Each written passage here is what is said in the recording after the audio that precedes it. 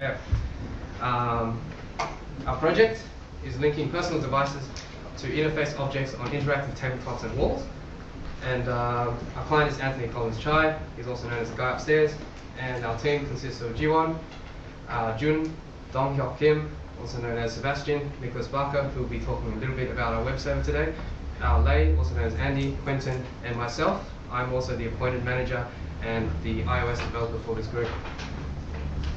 Alright, so what are we solving today? Well, tabletop computers are pretty cool and fun to play with. So our task is to provide a solution that can link your personal device, such as your smartphone, to interactive objects on the tabletop computer. So it's time for the storyboard now. So our user will be Mr. Steve Jobs. He likes the photos on the table, and he wants to get it on his iPhone 4 and his secret Samsung Galaxy 2. So basically he flips the image over, it reveals the download button. Hitting the download button generates a QR code which points to a randomly generated URL on a web server which is hosting the object. And some objects are password protected because some pictures are confidential, so only those people with the correct credentials can access these objects. So Mr. Jobs can hit the scan button on his iPhone, point it at the QR code, and he's now got the photo. He can also hit the history button to view a list of all recently scanned objects. This is a network diagram of how our system will work. Mr. Jobs will interact with the table. He'll hit the download button. The table will then request a URL from the web server. The web server will reply with a URL linked to the corresponding object on the table. The table can then generate the QR code which the smartphone is able to scan. The smartphone then requests the URL from the web server, and the web server replies with the appropriate contents, and Mr. Steve Jobs can now take his iPhone home and view the contents on his phone whenever he likes. Okay, so a little bit about our scope and deliverables. We are delivering an Android and iOS mobile application that can scan cruiser-generated QR codes and display their content. Other operating systems such as BlackBerry and Windows phones are out of scope. We're also providing a modification to the Cruiser framework that will allow it to generate a QR code when you hit the download button, which is linked. The QR code is linked to a URL on the web server. And we're also delivering a web server that will be able to store these objects from the tabletop and generate random URLs which link to them. Alright, so a little bit about our scope. Our mobile application will only handle the QR codes generated from the Cruiser tabletop framework. All other QR codes are out of scope. The interaction between the tabletop and the personal device is so that the personal device is able to retrieve objects from the tabletop. Sending objects from the personal device to the tabletop is out of scope.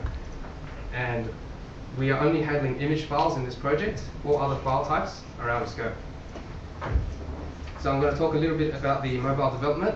Initially, we were planning to use the Titanium SDK, which is a JavaScript platform that can transform the code into native iOS and Android.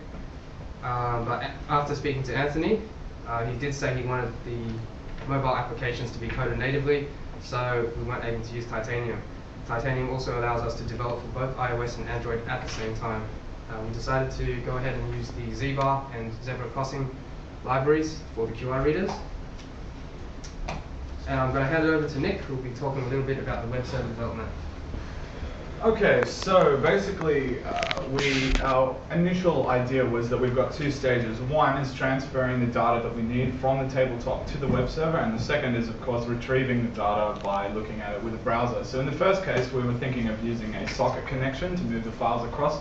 But seeing as the tabletop runs on Linux and the web server runs on Linux as well, we thought it would be pretty ridiculous of us not just to use simple bash commands to move all the files across. So we're using Unix code for that. We're using Apache's redirect engine to send all the randomly generated URLs to a PHP file, which generates all of the web pages. We're using jQuery as a JavaScript helper to help things go along a bit faster, and on the web server side we're also using a library called PhotoSwipe, which also uses jQuery and can help us generate galleries, image galleries that are viewable on mobile applications quite easily. Thank you, Nick. Now I'm going to talk a little bit about the Cruiser development. It is developed in C++ in an Ubuntu environment. Unfortunately, we are bound by a non-disclosure agreement, so there's not much else we can talk about. Alright, so here's a couple of user stories. As a user, I want to be able to scan the barcode of an object on the tabletop with my smartphone application so that I can view the object on my personal device. I also want to be able to save the history of all recently scanned objects so that I can view them at a later date. And as a user, I want to be able to delete objects from my scan history on my personal device so that others do not see what I viewed.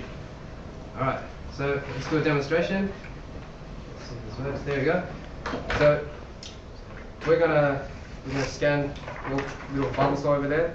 What's a picture of the lady? So he's gonna flip it over. And we're gonna scan the QR code. There we go. You see here, it comes up, and he's got it all. You can view that on his personal device. And if you hit history, you can see a list of all recently scanned objects. So let's say the Captain America Lego Man. Let's say Bulbasaur doesn't want other people to find out what he's been looking at, so you can delete the Captain America Lego Man, and it's gone from his history. Alright, so that's our live demo. And thank you for listening to us. Is there any questions? Excellent. Thank you for your time.